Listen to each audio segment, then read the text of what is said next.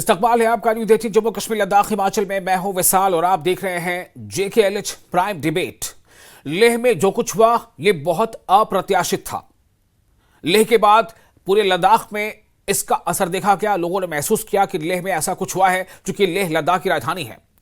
तो ये बिल्कुल लोगों को तवक्को नहीं थी कि ऐसा कुछ हो सकता है, क्योंकि लेह लद्दाख के लोग काफी शांति प्रिय लोग हैं और इससे पहले भी अपनी मांगों को लेकर लद्दाख के लोग आवाज बुलंद करते रहे हैं, लेकिन शांतिपूर्वक अमन के साथ। उन्होंने धरने दिए हैं, अनशन किया है, पैदल भी चले हैं। लेकिन एक दिन पहले ऐसा क्या हो गया कि लोग अचानक सड़कों पर निकल आए और तोड़फोड़ शुरू कर दिया, आगजनी शुरू कर दी।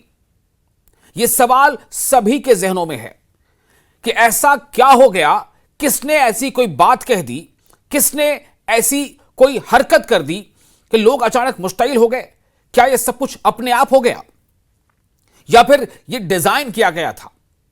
क्या इसके पीछे कोई प्लानिंग थी, कोई साजिश थी?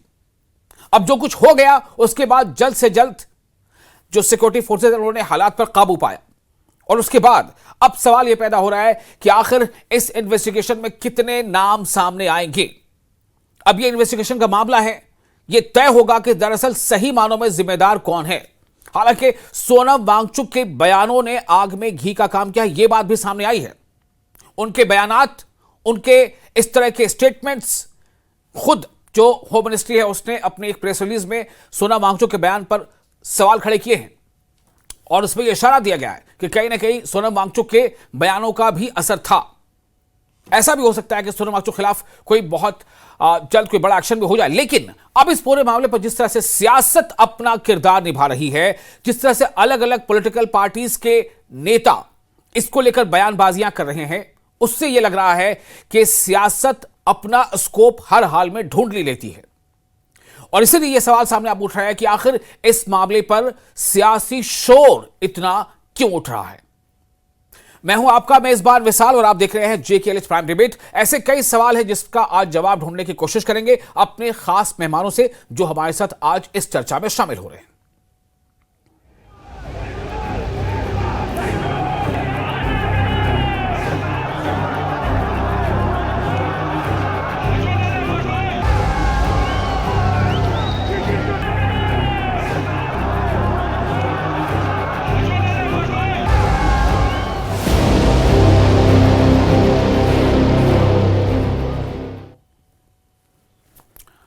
तो आज इस पर हम चर्चा करेंगे, जानने की कोशिश करेंगे कि दरअसल इस पर जो सवाल उठ रहे हैं वो सवालात कितने वाजिब हैं, कितने जायज़ हैं और क्यों अब इसको लेकर सियासत हो रही है।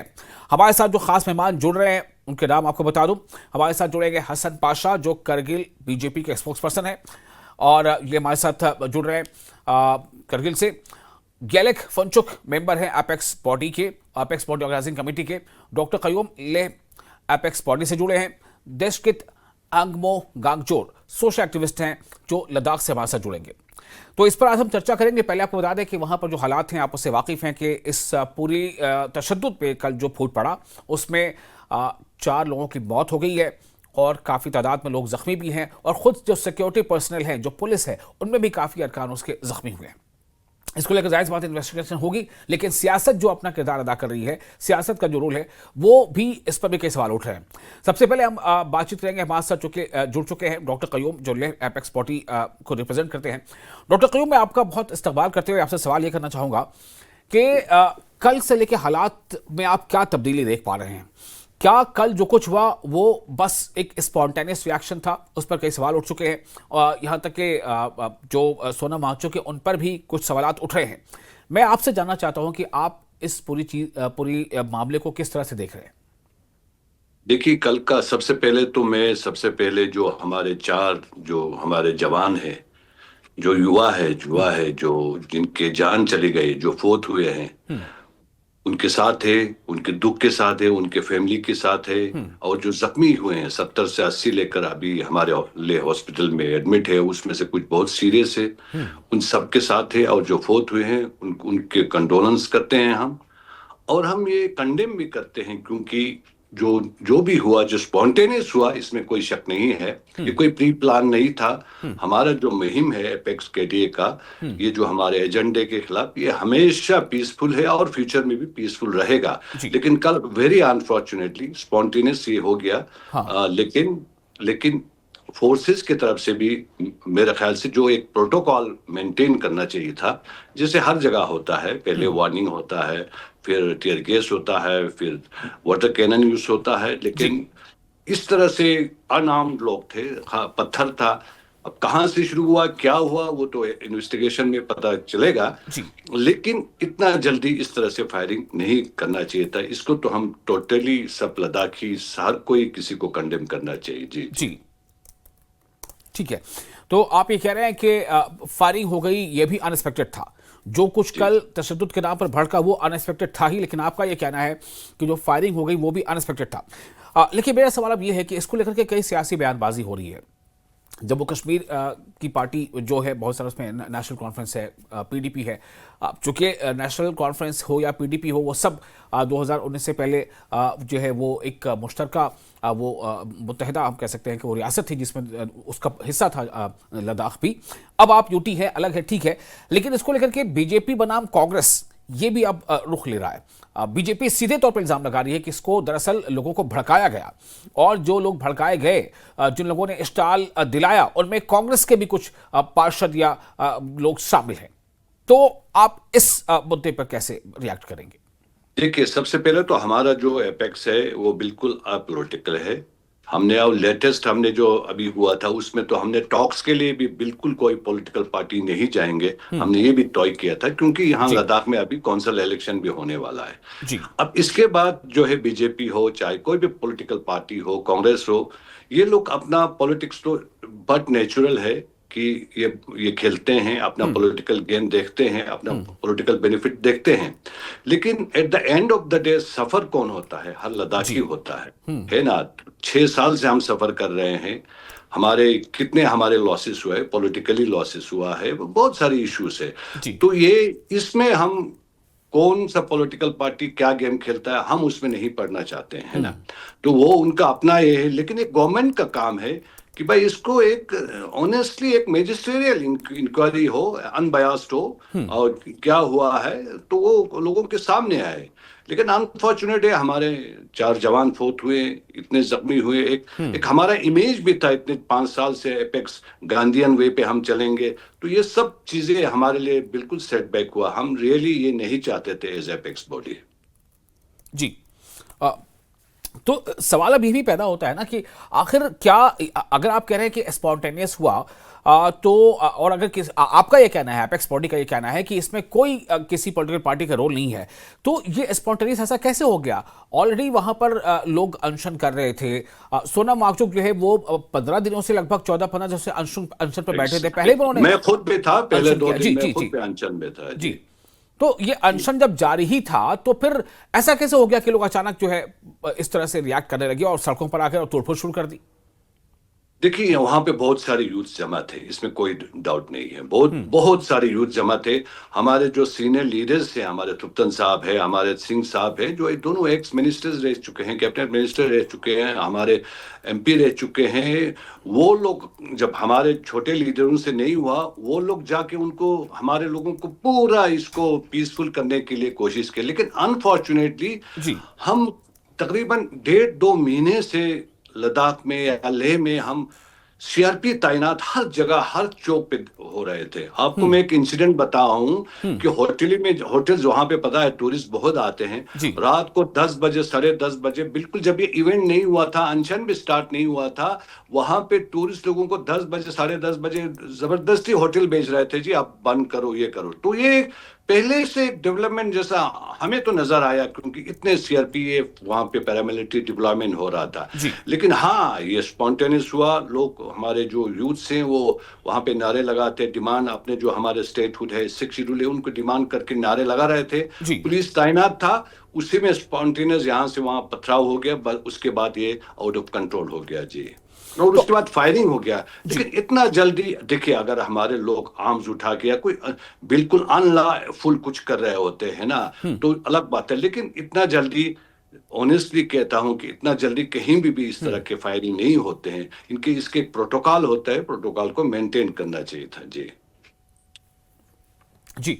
तो कयूम साहब, मेरा सवाल ये है कि अब आप आके क्या देख रहे हैं? मतलब ये क्या रुख लेता जाएगा? क्या अब जो लद्दाख, एक तो ये कि बैठक होनी है, दिल्ली में बैठक होनी है, उसके लेकर तो होनी होनी बाकायदा पहले से तय था कि बैठक होनी है, उनमें से अपेक्स बॉडी के लोगों को भी इनवाइट किया गया है, केडीए के लोगों को भी इनवाइट किया गया है। लेकिन जिस तरह से हम देख रहे हैं कि इन सब के बावजूद आज करगिल बंद की कॉल दे दी गई थी, तो क्या ये वापस आपको लग रहा है कि फिर से एक शांति समझौते और बातचीत की तरफ ये माहौल पूरा बन जाएगा, या फिर अब जो करगिल बंद है, हो सकता है आने वाले दिनों में फिर कुछ और तरह की बंदी या कॉल दी जाती है? तो क्या वहां पर हालात आप देख रहे हैं कि क्या रुख ले सकते हैं? हालात देखिए, हम लोग पीस लविंग पीपल है, हम एक बॉर्डर पे हैं। हम बिल्कुल नहीं चाहेंगे कि लद्दाख के अमन को बिगड़े और पीस यहाँ का पीस बिगड़े।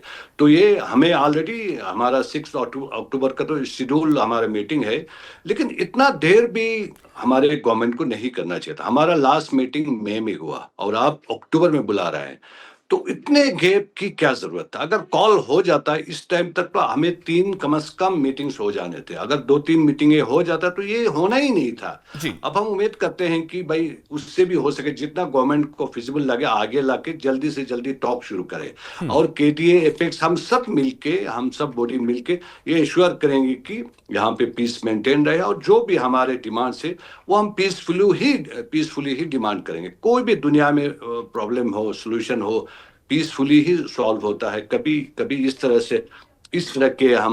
से कभी सॉल्व नहीं होता है ना। तो हम पूरा कोशिश करेंगे और होगा भी कि पीसफुली ही हम इसको आगे ले जाएंगे जी। एक और सवाल ये उठ रहा है कि उस पर तो आपने पहले ही कह दिया कि नहीं, इसमें कोई पॉलिटिकल उकसावे वाली बात नहीं थी। सोनम वांगचुक के बयानों को लेकर कुछ सवाल उठे। जो मिनिस्ट्री ऑफ होम है, वहां से जो प्रेस रिलीज हुई उसके बारे में आपको जानकारी मिली होगी कि कुछ उनके बयान ऐसे थे कुछ जो जी जिससे जी जी इश्काल आया। ये एक बात है। दूसरी बात ये है कि सोनम वांगचुक को लेकर के अब ये सवाल उठ रहे हैं कि उनका जो एनजीओ है या उनके जो एक और अकाउंट है उसमें कई तरह से पैसों का लेन देन हुआ है। मतलब इस पर कुछ सवाल उठ रहे हैं। मैं आपसे ये जानना चाहता हूं कि लोग क्या जानते हैं, क्या सोचते हैं सोनम वांगचुक के बारे में? क्या आपको लगता है कि कहीं किसी तरह से कोई मतलब लद्दाख या लेह लद्दाख के लोग किसी साजिश का शिकार हो गए, किसी इसमें बैरूनी कोई मुदाखलत है, साजिश है, उसका शिकार हो गए? देखिए, सोनम वांगचुक साहब पहले तो अपना इंडिपेंडेंट वो हमें सपोर्ट करते थे, एपेक्स और केडीए को। अब उस रिसेंटली उन्होंने एपेक्स ज्वाइन भी किया है, और जितना मैं उनको जानता हूं पहले से, वो एक लद्दाख के हित में काम करते हैं। सबसे पहले एजुकेशन में बड़े रिफॉर्म्स लाए थे। उसके बाद जो अभी उन्होंने जो अल्टरनेटिव यूनिवर्सिटी खोला है, सिगमोल तो छोड़ दीजिए, जो यूनिवर्सिटी खोला है वो लद्दाख के लिए एक आइडेंटिटी है मेरे हिसाब से। और उनका जो इनकम होता है हर साल, वो अपने पर्सनल इनकम से जैसे 1 करोड़ रुपया हर ईयर वो अपने उसमें कंट्रीब्यूट जी करते हैं। जी जी। अब रहा जो एक्यूजेशन है इनके ऊपर, वो तो गवर्नमेंट अपने हिसाब से करेंगे, लेकिन हम ये समझ में नहीं आता कि जो एक्यूजेशन है अभी क्यों हो रहा है। इनका ख्याल स्टार्ट करके तो कितने साल हुए, सिकमोल तो 30-40 साल से चल रहा है, लेकिन आज क्यों ये सब हो रहा है, ये थोड़ा सा डाउटफुल हो रहा है ना। जी। अदरवाइज भाई हमारे कंट्री में कोई भी अगर अनलॉफुल चीज से कुछ भी कर रहे हो, वो कानूनी तरीके से होना चाहिए। लेकिन अब ठीक है। अभी क्यों हो रहा है, तो जी। इसमें तो फिर खदशात है, ये एक हाँ। शक की बात है। हाँ। और ये जो कुछ कर रहे हैं लद्दाख के लिए कर रहे हैं, लद्दाख को एक ग्लोबल पिक्चर पे ले रहे हैं। हाँ। इतने एक्सचेंज जो एजुकेशन हो रहा है, इनको तो मेगासेस अवार्ड भी मिला हुआ है। तो मेरे ख्याल से ये लद्दाख के लिए नहीं, मुझे तो ऐसे लग रहा है कि वो एक हिंदुस्तान के लिए भी एक एसेट है ये आदमी जी। जी। अब आपसे एक सवाल मेरा ये होगा। हमारे साथ जुड़ चुके हैं एक और खास मेहमान, गैलिक फुनचुक जुड़ चुके हैं हमारे साथ, जो मेंबर हैं एपेक्स बॉडी के। आप भी फुनचुक साहब, क्या हुआ, कैसे हो गया? सवाल और ये कई तरह से बातें उठ रही कि कोई साजिश तो नहीं हो गई, लेह लद्दाख के लोग किसी साजिश का शिकार तो नहीं हो गए? क्या कहीं से कोई मतलब कोई विदेशी कोई इंटरवेंशन है जो इस तरह से लेह लद्दाख को के हालात को बिगाड़ रहा है? देखिए, अब जहाँ तक मुझे लगता है, कोई इसमें तो साजिश तो हम बिल्कुल ही नेगेट करते हैं। इसमें साजिश साजिश कोई नहीं है, क्योंकि अगर आप देखेंगे तो काफी सारे लोग अलग अलग नैरेटिव लगा रहा है। जैसे हमारे एलजी साहब ने बोला यहाँ इसमें कोई फॉरेन एलिमेंट हो सकता है, कुछ लोग कांग्रेस बोल रहे हैं, कुछ लोग सोनम वांगचुक को ब्लेम कर रहे हैं। तो ये सारा मुझे लगता है अपना अपना अलग अलग नैरेटिव्स है। तो जहां तक एपेक्स बॉडी की बिहाफ पे हमें पता है, तो इसमें कोई साजिश नहीं है। बट ये जो है, जो ये 5 साल का जी 6 साल का जो फ्रस्ट्रेशन है, वो कल सैचुरेशन पॉइंट पे निकला है, मुझे यही लगता है। जी जी जी बिल्कुल। तो फंचू साहब, मेरा सवाल अब ये होता है कि ठीक है, आपको लगता है कि ये कोई ऐसी कोई साजिश की बात नहीं है या कुछ, लेकिन फिर ऐसा कैसे हो गया? मतलब कोई जो एक बिल्कुल अमन वाला शांत प्रदेश, वो अचानक कैसे गुस्से में आ गया? इससे पहले ऐसा नहीं है कि पिछले 3-4 सालों में और इसको लेकर के मुजाहरे नहीं हुए हैं या कोई अनशन नहीं हुआ है या अपनी मांगों को लेकर के लोग वहां इकट्ठा नहीं हुए हैं? इस बार तो अभी देखिए, जो सांसद है हनीफा जान, वो भी गए थे 1-2 रोज कबल, वहां जाकर उनसे मिले थे अनशन स्थल पर जहां वो अनशन कर रहे थे। काफी लोग वहां पर इकट्ठा थे, पीसफुली वहां पर अनशन हो रहा था। ये गुस्सा कैसे अचानक भड़क गया? ये ट्रिगर कहां से हुआ? क्या लग रहा है आपको?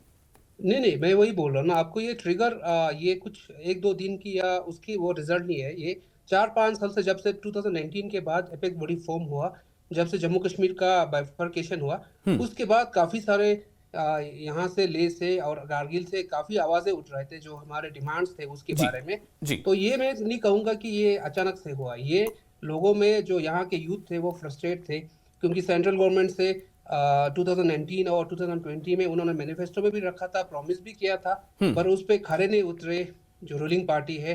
तो यूथ पे या यहाँ के लोगों में काफी फ्रस्ट्रेशन था। तो जी। कल का जो इवेंट है, मुझे लगता है उसी का सैचुरेशन पॉइंट पे आके तो ये फ्रस्ट्रेशन निकला हुआ है। इसको आप ऐसे एक इस इंसिडेंट को ऐसे अलग से देख नहीं सकते। ये तो काफी सालों का नहीं, जो लोगों तो में क्या ये अक्रोश था, माना वो जाए, निकला आप है। कह रहे हैं कि अचानक ये हो गया, फ्रस्ट्रेशन निकला, यही लफ्ज लगभग सोनम वांगचुक इस्तेमाल कर रहे थे कि युवाओं ने भड़ास निकाली है। तो क्या आपको लगता है कि वहां के युवाओं में कोई भी तबका हो, चाहे स्टूडेंट तबका हो या नॉन स्टूडेंट तबका हो, उनके अंदर इस तरह की चीजें हैं कि वो गाड़ियों को आग लगा दें, वो जो है तोड़फोड़ कर दें? क्या इस तरह की आपकी क्या है नेचर? ऐसा कभी देखा है माजी में अभी आपने, अगर नहीं हाल नहीं में नहीं, याद हो अभी तो? तक नहीं नहीं नहीं, वो तो आपको लद्दाख का हिस्ट्री अगर खोल के देखोगे तो लद्दाखी लोग हमेशा पीस लविंग होता है। ठीक है। जो हमारे जो 4-5 साल जो मूवमेंट चल रहा था, उसमें एक सिंगल इंसिडेंट भी वायलेंट का नहीं था। तो हम लोग खुद हैरान और परेशान है कि लद्दाख के जो युवा है इस हद तक भी जा सकते हैं। मगर इसमें उनकी भी 100% गलती नहीं बोलेंगे, क्योंकि ये जो इंसिडेंट हुआ, ये मतलब अभी बॉइलिंग पॉइंट पे आ गया, क्योंकि काफी सारे उनके साथ, मुझे लगता है, धोखा भी बोल सकते हैं। उनके साथ काफी सारे प्रोमिसेस भी किए गए हैं जो फुलफिल नहीं हुए थे। और जो कल अनशन पे बैठे थे, उस पे भी दिक्कत किया था, क्योंकि काफी सारे लोग, काफी यहाँ पे लोग अनशन पे बैठे थे, जी। उनका हेल्थ भी रोज बरोज खराब होते जा रहे थे। तो उससे मुझे लगता है कि लोगों में काफी आक्रोश हो गया। तो जो मॉब था, कल का जो इवेंट था, वो बिल्कुल अनकंट्रोलेबल हो गया। कयूम साहब, ये बात आपको लग रहा है कि ये एक बात हो सकती है कि कुछ लोग जो अनशन पर बैठे थे, उनकी तबीयत बिगड़ने लगी, उनको अस्पतालों में दाखिल कराया जाने लगा, इस वजह से लोगों में, नौजवानों में गुस्सा अचानक आ गया, और पीस लविंग नौजवान अचानक ऐसे कैसे मुश्तइल हो गए कि वो गाड़ियों में आग लगाने लग गए? मतलब मैं सवाल सिर्फ ये है, मैं सिर्फ बार बार यही कह रहा हूं कि क्या किसी तरह से किसी साजिश का शिकार हो गए लेह लद्दाख के लोग? साजिश तो बिल्कुल लद्दाखी कभी साजिश में नहीं आएगा। जो लद्दाखी है वो एपेक्स और केडीए पे टोटल भरोसा करते हैं, जो हमारे वेटरन लीडर्स बोलते हैं उसी पे चलते हैं।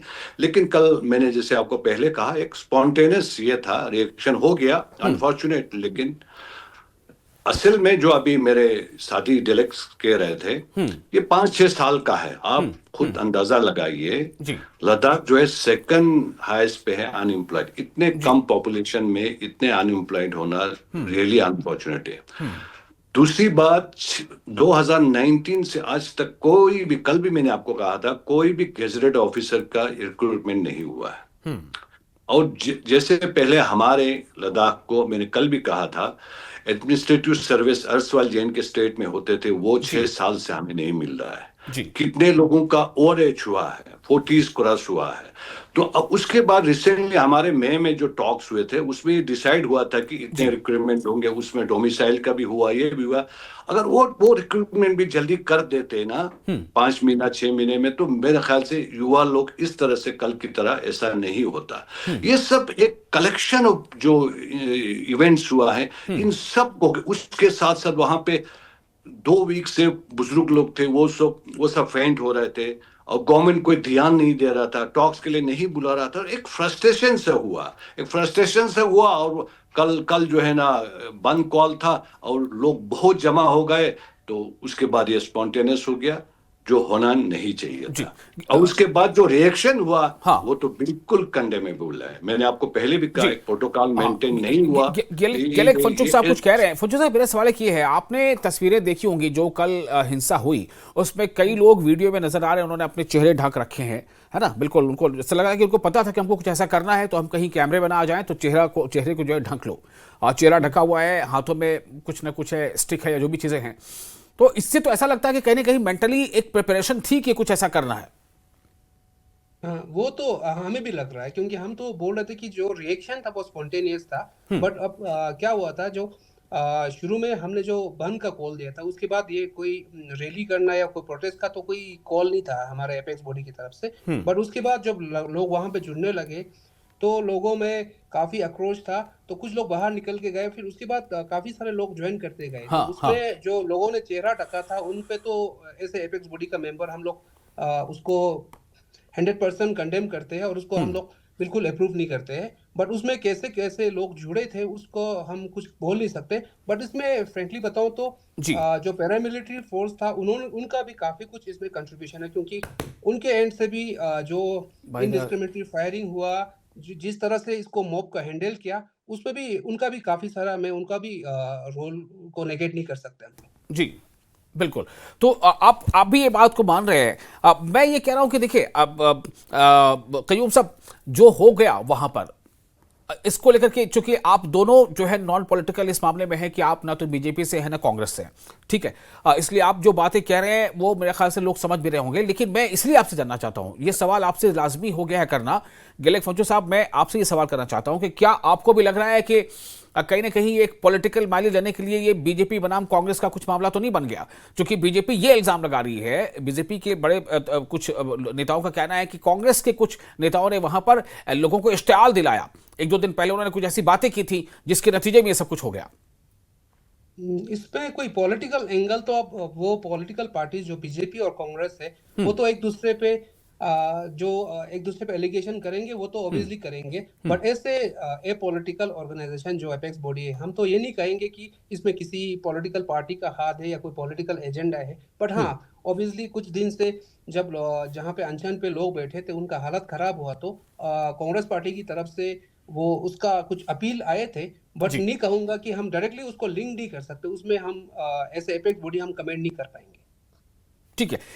सवाल अब यह है कि आगे आप कैसे देखते हैं? अगर मान लीजिए जो बैठकें पहले होती रही हैं दिल्ली के साथ, जो हाई पावर कमेटी की बैठक, उसके लिए लोग बुलाए गए हैं, तो इस बैठक के बाद भी हो सकता है कि थोड़ा कुछ मामला उसको डिसाइड करने में थोड़ा वक्त लग जाए। तो क्या आप कैसे देख रहे हैं कि लेह लद्दाख के लोग जो अनशन करने के लिए, पीसफुल प्रोटेस्ट करने के लिए, पीसफुल अपनी मांगों को दोहराने के लिए वो जाने जाते हैं, तो क्या अब उस पर असर पड़ेगा? क्या आप देख पा रहे हैं कि आने वाले दिनों में लोग इसमें शायद अब कम जुटेंगे इस तरह के किसी प्रोटेस्ट में जो पीसफुल हो या अनशन जैसे जुड़ा हो? अब देखिए, इसका दो पहलू होगा। कल कल मोलता डॉक्टर साहब आप बोलेंगे। हाँ, इसमें देखिए, इसमें सबसे पहले मैंने आपको शुरू में भी कहा, अब भी कह रहा हूं, जो भी हमें लद्दाख की जो डिमांड से वो पीसफुली हम डिमांड कर रहे थे, करेंगे। और ठीक है। इसका जो सोल्यूशन है वो पीसफुली ही निकलेगा, अमन से ही निकलेगा। हाँ लेकिन जितना जल्दी टॉक्स हो उतना जल्दी सबके लिए बेहतर होगा, है ना। जी बाकी लोग जुड़ेंगे। देखिए, लोग तो जुड़ना ही जुड़ना है, ठीक है। क्योंकि लद्दाखियों ने बहुत कुछ खोया है, बहुत कुछ खोया है ना। हमारा जो डिमांड जो है यूटी विद लेजिस्लेचर था, जो शुरू का चलिए, डिमांड था, है ना। अभी शुक्रिया। हमारे आप पास मेहमानों का वक्त की थोड़ी कमी है, इसलिए माजरत चाहूँगा। और गेलेक फंचुक साहब आपका भी शुक्रिया, और कयूम साहब आपका शुक्रिया। हमारे साथ कुछ और मेहमान जुड़ना थे, वो जुड़ नहीं पाए किसी वजह से। लेकिन सबकी कोशिश यही है, सभी चाह रहे हैं कि हालात जो है वहाँ पर और ज़्यादा नॉर्मल की तरफ आगे बढ़ते चले जाएँ, और इसमें किसी को मौका ना मिले कि वो सियासी खेल खेले और लोगों की, जो आम लोगों की ज़िंदगी, उस पर कोई असर पड़े। बहुत शुक्रिया।